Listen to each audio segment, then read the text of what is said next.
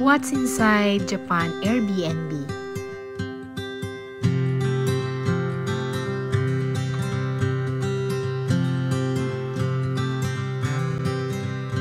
This is the Sayo house. Free Wi-Fi, save electricity. Please turn off the air conditioner when you are not in the room. And then put your name here, the guest list.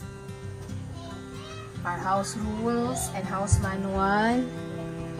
So, nakakalat pa yung bag namin. Sobrang napagod. Hindi namin kabisado. Parang mali yung nilakara namin. So, 11 PM na dito here in Japan, while 10 PM naman dyan sa atin sa Pinas. Ito yung aircon. Inopen muna namin kasi sobrang pagod. And may mga malalaking bin dito. Trash bin. Ayan. And what's this? Okay. Paano ino-open ito? Hindi tayo sanay magbasa. Nevertheless. What's this? Biguan. Kasi may mga towel. So, later natin i-open yan.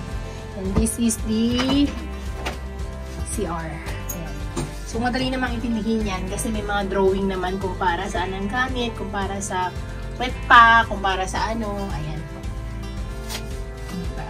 Cute. Small but terrible. Parang ganito kaliit yung kay Bunso, no?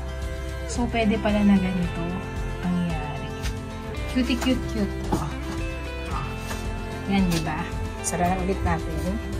Ito na guys, balikan natin yung liguan. Nabuksan na natin yung ilaw. Alam na natin kung paano buksan.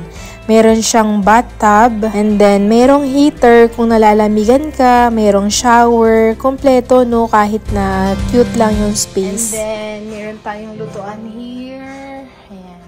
Lababo. Another sink para sa pagpapaganda, pagtututbrush, katabi nun yung ref. Ayan yung kabuuan ng bahay dito sa baba.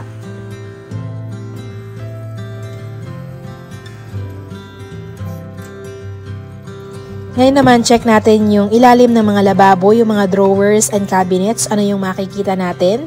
Lahat talaga ay nasa ayos, no? Naka-properly arranged siya. 5S talaga yung datingan. Mayroong picture kung ano yung makikita mo sa loob ng cabinet. Ayan, hindi lang ganong kita. Pero lahat ng yan, kapag binuklat mo, ay mayroong picture. Para naman ma-remind ka rin kung paano mo ibabalik yung mga gamit na ginamit mo.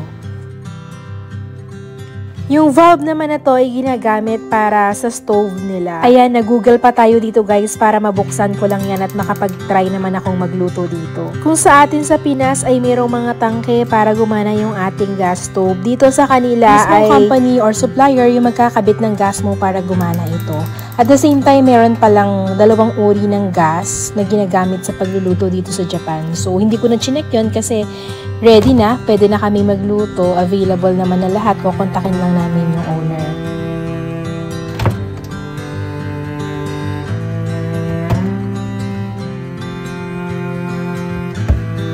Dito sa Sayo House, sa napili naming Airbnb, halos lahat ng kailangan naming gamit ay nandito na. Wala ka naman talagang masasabi sa linis at organize lahat ng gamit na mayroon sila dito.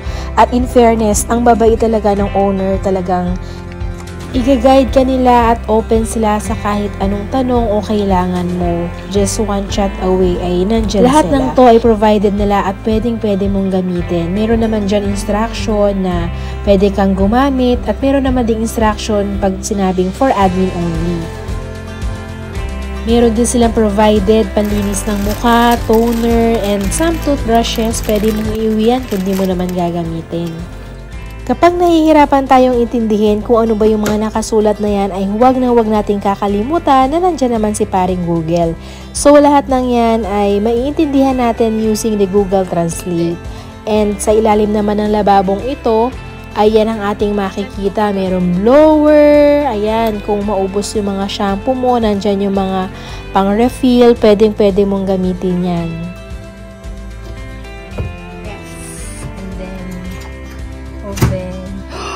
Oh! And, ayan. Kailangan namin ng water.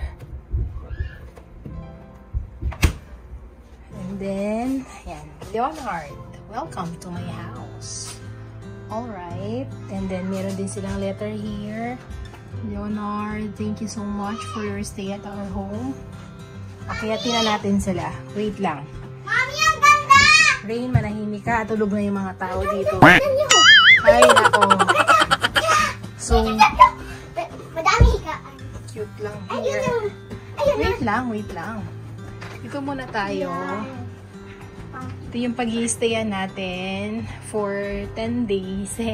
Ang cute-cute Wow, naman. magamit dito. TV. Malaruan. And here, Naman tayo sa nilalaro ko.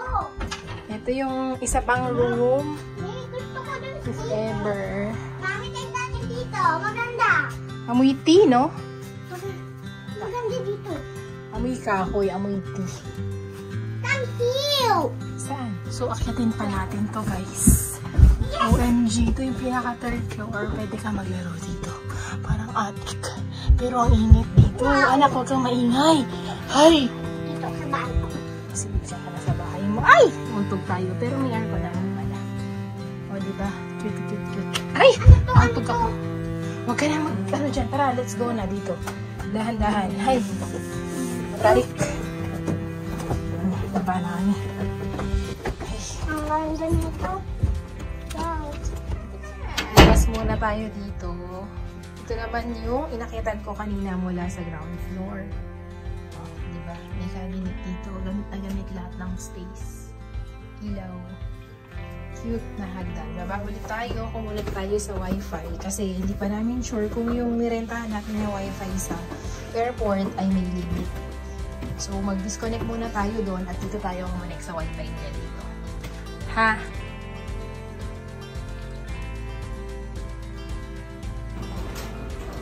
Ito na yung pinakalabas ng bahay. Ayan, guys. So, mayroong roll-up. Safe na safe talaga yung place. Ayun lang. Bye-bye!